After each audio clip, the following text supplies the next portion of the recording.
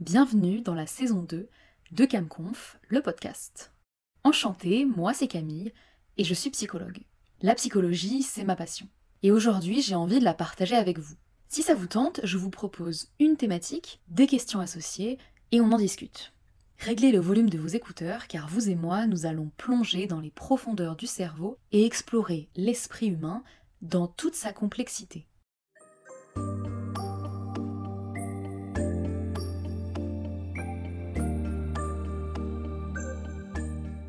Bonjour à tous, bienvenue dans ce nouvel épisode de CamConf, le podcast. La thématique du jour, vous avez dû la lire dans le titre, on va parler de la beauté aujourd'hui.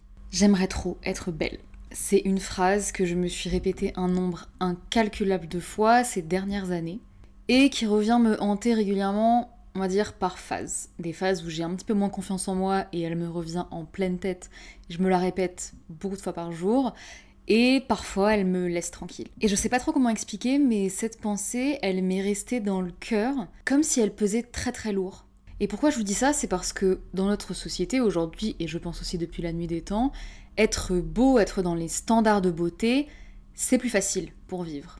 Lorsqu'on est beau, on a des opportunités qu'on n'imagine pas forcément lorsqu'on le vit, mais c'est vrai, c'est un état de fait, et il y a même plein d'études qui l'ont montré. Et en particulier pour les femmes d'ailleurs, mais je pense que ça on l'aura tous un petit peu anticipé.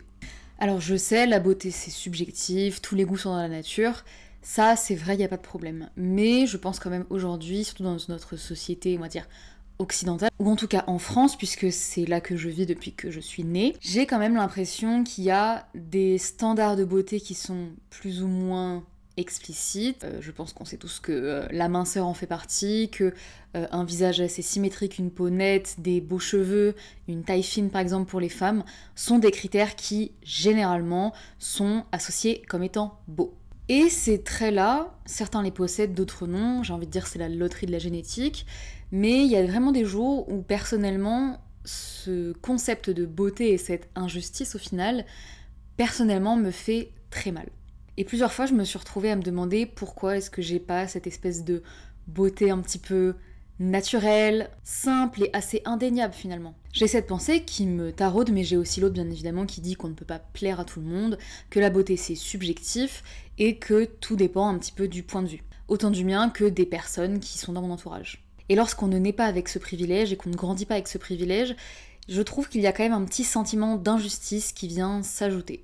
Et bien évidemment, c'est accentué par les réseaux sociaux, puisqu'on ne fait que voir des personnes être belles, se faire maquiller, se faire coiffer, défiler et plein d'autres choses comme ça, qui peuvent parfois nous ramener au fait que nous, on n'a pas forcément ça. Bien évidemment, je sais que les réseaux sociaux sont une version quand même assez aseptisée, mise en scène de la vraie vie, mais c'est vrai que parfois, si c'est dans un moment où on n'a pas forcément beaucoup confiance en soi, qu'on est un petit peu en down et qu'on est un petit peu triste, ça peut faire quand même pas mal de dégâts. Et cette histoire d'injustice, pour moi, c'est un combat qui est un petit peu vain. Je pense que j'en ai pris conscience il y a quelques mois. Mais heureusement qu'il n'y a pas que le physique qui compte, même si c'est une grosse partie du sujet qu'on va aborder aujourd'hui. Mais heureusement qu'il y a autre chose, qu'il y a la confiance en soi, l'assurance, l'acceptation, qui nous permettent d'avoir du charisme. Et je pense que vous avez déjà fait la même expérience que moi, mais aller voir quelqu'un qui n'a pas forcément beaucoup confiance en elle, versus parler à quelqu'un qui respire la confiance en soi, ça donne pas du tout la même impression de la personne. Et cette assurance, bien sûr, c'est là-dessus qu'on peut essayer de jouer si on estime qu'on ne répond pas forcément aux critères de beauté classiques. Alors bien sûr, la beauté, c'est totalement subjectif, mais je pense qu'on pourra s'accorder sur le fait que on a quand même déjà senti qu'être beau, ça ouvre quand même plus d'opportunités que d'être, entre guillemets, moche. Alors, petit disclaimer, lorsque je vais dire beau ou moche dans cette vidéo, c'est dans le sens des caractéristiques que je vais vous donner. C'est-à-dire qu'il y a des caractéristiques qui sont totalement évolutives et génétiques, qui font qu'une femme est plus ou moins belle et qu'un homme est plus ou moins beau. Ce sont des critères qui relèvent notamment de la fertilité qui est quand même une chose extrêmement importante pour une espèce qui n'a qu'un seul but finalement, se reproduire et survivre. Tout ce que je vais dire n'est pas vrai dans 100% des cas, bien évidemment, mais je me suis appuyée sur des sciences qui ont déjà étudié ce phénomène. On va parler d'éthologie, qui est la science des comportements des espèces animales, mais également de psychologie sociale et de psychologie du travail. Cet épisode sera construit en 3 parties. La première, pourquoi la symétrie c'est beau. La deuxième portera sur le pretty privilege et la troisième portera sur la dysmorphophobie. C'est parti.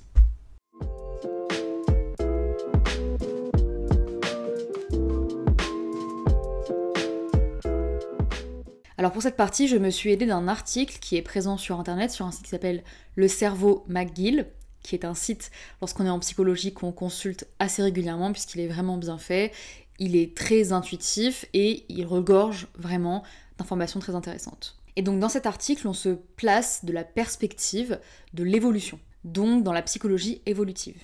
Alors oui, la beauté c'est subjectif, tous les goûts sont dans la nature, chacun ses goûts, on peut dire ce qu'on veut, mais il y a quand même des choses, des caractéristiques qui font que les êtres humains, globalement, sont plutôt attirés vers un certain type de personnes.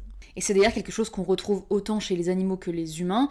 Bien évidemment, ce ne sera pas les mêmes caractéristiques, mais par exemple, chez les oiseaux, les femelles vont être plus attirées par des mâles qui ont énormément de couleurs dans leurs plumes. Et chez une certaine espèce de poisson, il y a même les femelles qui sélectionnent le mâle qu'elles préfèrent en fonction de son œuvre. En fait, le poisson mâle dessine au fond de l'eau une forme sur le sable et la femelle comme ça peut venir lui rendre visite dans son dessin de sable et choisir après avec quel mâle elle a envie de s'accoupler. Et donc vous le savez, autant que les oiseaux, autant que les poissons, nous les humains, notre but en tant qu'espèce, c'est la reproduction.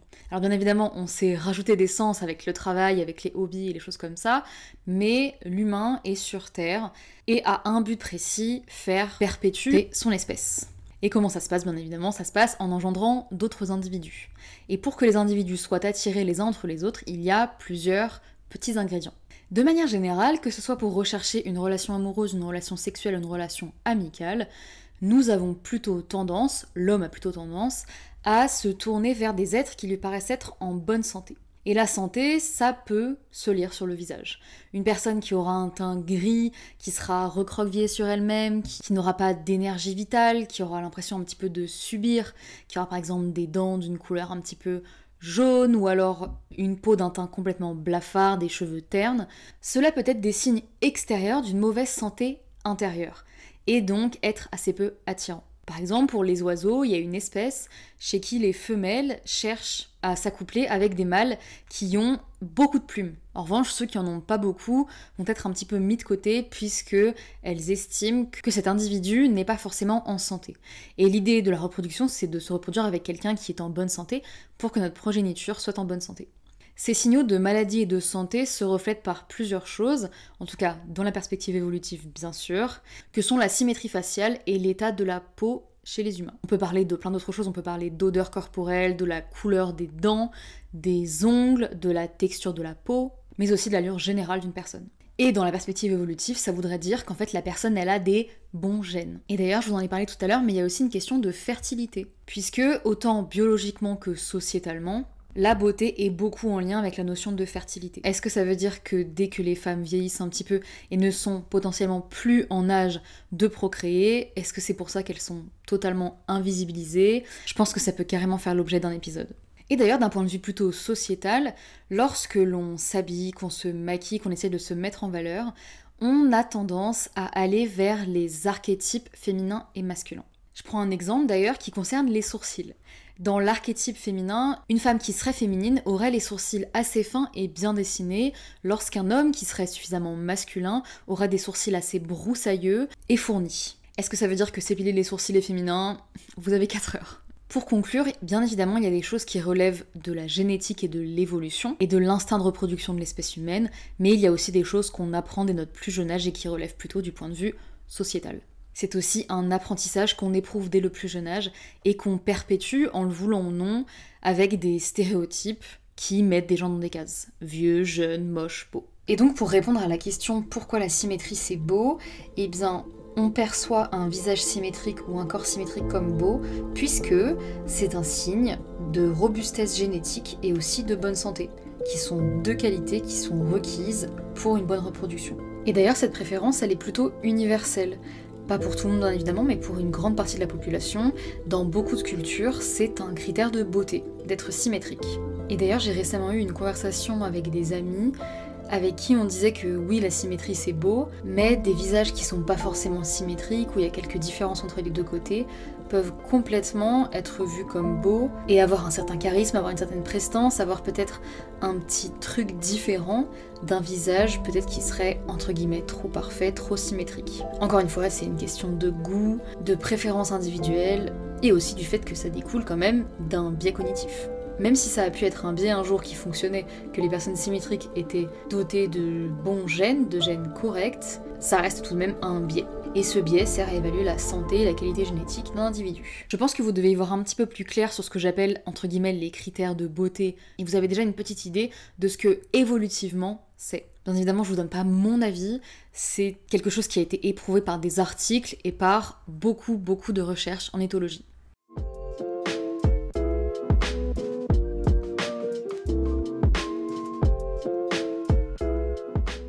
Cette deuxième partie concerne ce qu'on appelle en anglais le pretty privilege. Littéralement en français, c'est le privilège d'être beau. Et dans cette partie, je vais me baser sur un livre qui s'appelle La psychologie des beaux et des moches, qui a été écrit par Jean-François Marmion en 2020, qui est un psychologue français, et il a également réuni plein d'autres chercheurs pour écrire le livre à plusieurs mains.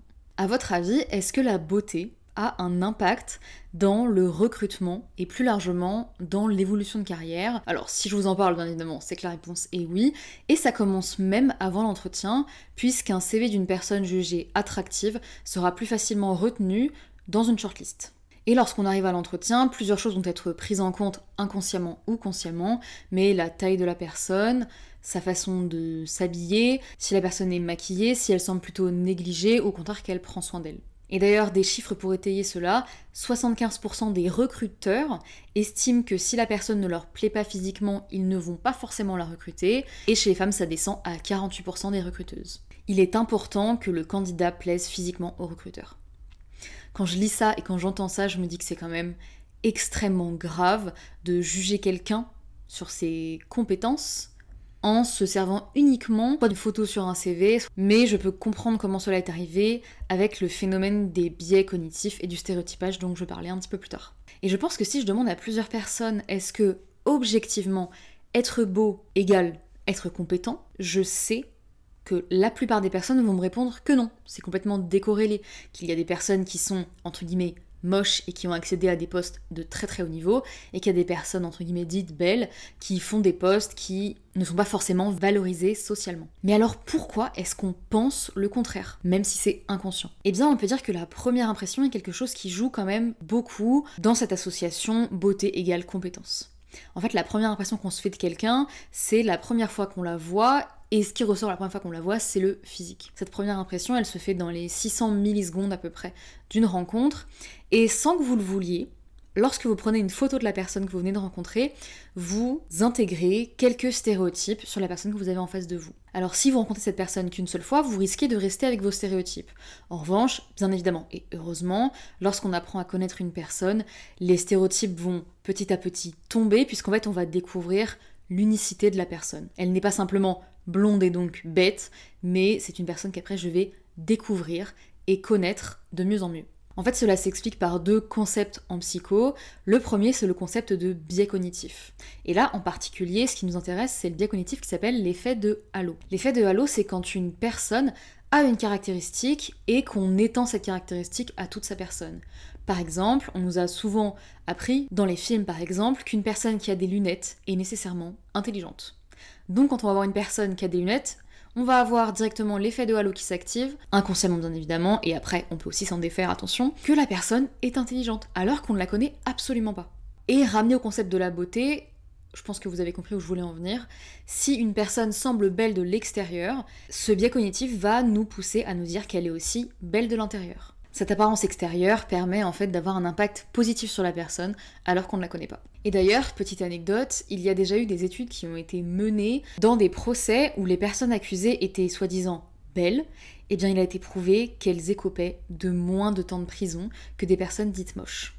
Et que leur jugement était un petit peu moins drastique. Et d'ailleurs ça me fait penser à quelque chose, j'ai regardé une série il y a pas longtemps sur les frères Menendez, et donc les acteurs ont été recrutés aussi sur des ressemblances physiques avec les vraies personnes. Pour l'histoire, ce sont deux hommes qui ont tué leurs parents, et la série explique en fait leur vie avant qu'ils les tuent, mais aussi après, explique le procès et explique entre guillemets pourquoi ils les ont tués. Et bien dans le duo des deux frères, il y en a un qui s'appelle Eric, qui est plutôt beau. Et dans la série, il reçoit des dizaines de lettres d'admiratrices, tout le monde veut se marier avec lui, tout le monde l'acclame, même tout le monde les acclame, les deux frères. Je pense que ça illustre assez bien ce privilège d'être beau, puisque c'est des personnes qui ont tué d'autres personnes, donc qui sont des meurtriers, mais par leur apparence physique et par cet effet de halo, des personnes vont encore croire que ce sont potentiellement des belles personnes de l'intérieur. Et donc cet effet de halo, c'est un biais cognitif. Un biais cognitif, c'est quelque chose qui guide notre pensée, mais qui la guide mal. Elle la guide très rapidement, certes, mais c'est rarement vrai.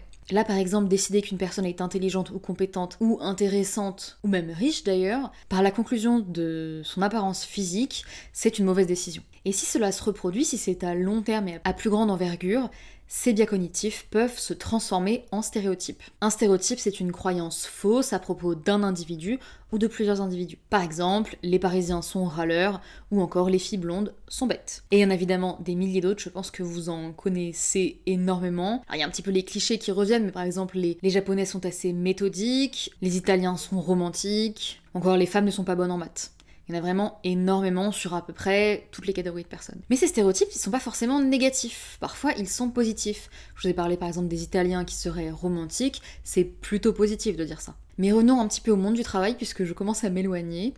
Il a été prouvé qu'une personne belle aura plus de facilité à grimper dans les hiérarchies de son entreprise, aura plus facilement accès à des promotions et sera donc mieux payée, et feront également moins l'objet d'harcèlement sur le travail. Et oui, c'est vrai, ça a été prouvé par plusieurs études en psychologie du travail. Il y a une petite subtilité quand même qui marche pas, mais pour les femmes, cela ne fonctionne pas pour le harcèlement sexuel. Et je pense que vous l'aurez un petit peu compris et vous l'aurez aussi deviné, mais les femmes sont quand même beaucoup plus impactées par cette histoire de privilège d'être beau. Depuis des milliers d'années et peut-être même encore avant, on attend d'une femme qu'elle soit belle, et donc aussi au travail. Mais il peut aussi y avoir un revers de la médaille, puisque être beau c'est bien, mais être trop beau, ça peut être négatif et mal perçu. Une autre étude a montré qu'une personne belle, si elle nous trahit, on va la détester encore plus. Et dans le livre de Marmion, il y a aussi des parallèles qui sont faits avec la richesse, puisqu'être riche nous permet de prendre plus soin de nous, et donc potentiellement de plus rentrer dans les critères de beauté.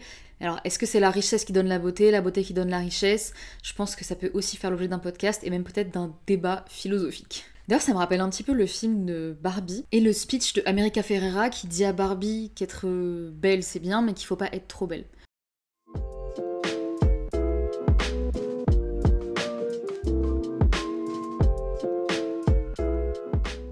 C'est la Camille du montage qui vous parle. Je voulais faire une petite précision par rapport à cette troisième partie qui porte sur la dysmorphophobie. Je trouvais ça intéressant d'en parler à ce moment-là, puisque ce trouble-là, comment moi en tout cas je le perçois de l'extérieur, c'est un trouble qui met l'accent sur des toutes petites choses qu'une personne voit, parce que c'est sur elle, mais que les personnes extérieures ne voient pas. Et je trouve que ça se rapproche quand même pas mal du concept de complexe. Parfois les personnes qui ont des complexes, c'est des choses toutes petites que personne ne voit jamais, mais qui, eux, leur détruisent la vie. Et je trouve qu'on peut faire le lien avec une espèce de trouble de la perfection, trouble de la beauté, et du fait de voir des toutes petites choses sur nous, et que ces choses-là aient un impact tel sur nos vies qu'elles nous rendent tellement la vie dure. J'avais aussi envie de vous parler d'un autre sujet, qui est la dysmorphophobie, qui est un trouble qui est de plus en plus prévalent dans la société aujourd'hui, notamment à cause des réseaux sociaux. Alors le trouble devait sûrement exister avant, mais aujourd'hui il est beaucoup plus mis en exergue et on en parle beaucoup plus. Ce trouble il apparaît même dans le DSM-5, donc le manuel diagnostique et statistique des troubles mentaux, qui est la référence en matière de santé mentale.